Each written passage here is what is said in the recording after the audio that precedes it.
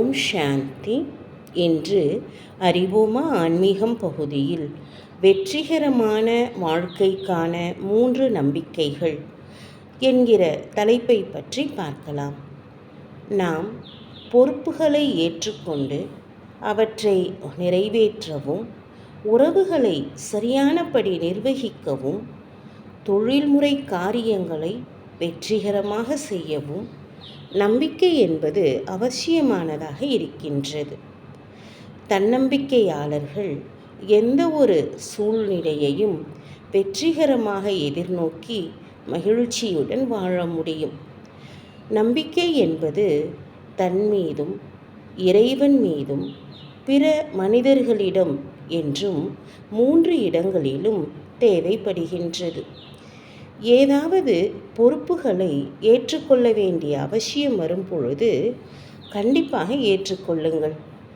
அந்த பொறுப்பை நிறைவேற்றுவதற்கு தனது முழு திறனையும் வெளிப்படுத்துங்கள். அதே நேரத்தில் அந்த விஷயம் உங்களுக்கு சம்பந்தப்பட்டது அல்ல, வேறு யாரோ பொறுப்பெடுத்து கொள்கிறார்கள் என்றால் அதிலிருந்து நீங்கள் விலகி இருக்க வேண்டும். உங்களுக்கு பொறுப்புகள் கிடைத்தாலும் இல்லை கிடைக்காமல் இருந்தாலும் இந்த 2 சூழ்நிலைகளிலும் உங்களுடைய மனதை ஒரே மாதிரி மகிழ்வுடன் வைத்திருக்க வேண்டும். இதுவே தன் மீது உள்ள நம்பிக்கையின் அடையாளமாகும். பிறர் மீது உள்ள நம்பிக்கை என்னவென்றால், அவர்கள் மீது நம்பிக்கை வைத்து அவர்களுடைய ஒத்துழைப்பை பெற்றுக்கொள்ள வேண்டும்.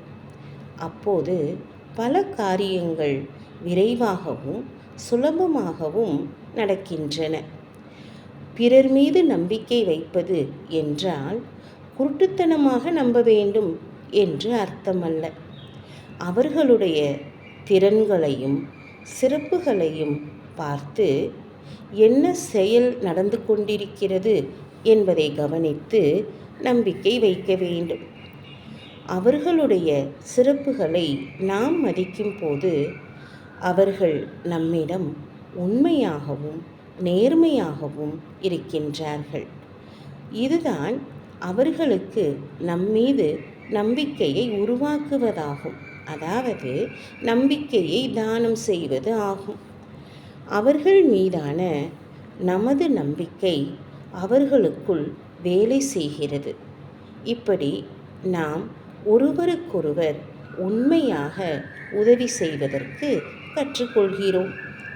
இறுதியாக இறைவன் மீதான நம்பிக்கை. இறைவன் நம் அனைவருக்கும் மேலான சக்தி, பரமபிதா பரமாத்மா ஆவார். உருவத்தில் ஒரு சிறிய ஒளிப்புள்ளியாக இருக்கும் அவர் உலகில் உள்ள அனைவருக்கும் மிக உயர்ந்த தந்தை ஆவார். பிறப்பு இறப்பு சக்கரத்தில் வராத அவர் ஞானத்தின் கடலாகவும் அன்பின் கடலாகவும் தூய்மையின் கடலாகவும் சர்வ சக்திவானாகவும் அனைத்து நற்குணங்களின் கடலாகவும் இருக்கின்றார். அந்த மேலான தந்தையை மிகுந்த அன்புடன் நினைவு செய்ய வேண்டும். நம்முடைய மனதையும் புத்தியையும் ஒருநிலைப்படுத்தி எல்லையற்ற அந்த தந்தையுடன் தொடர்பு வைக்க வேண்டும். அவ்வாறு தொடர்பு வைக்கும் பொழுது நம்முடைய மனதிற்கு அவருடைய குணங்களும் சக்திகளும் நிறைகின்றன. இதனால் நம்முடைய மனோபலமானது அதிகரிக்கின்றது. இறைவன் மீது நம்பிக்கை வைக்கும் பொழுது அவருடைய துணையையும் உதவியையும் அனுபவம் செய்ய முடியும். ஓம் சாந்தி.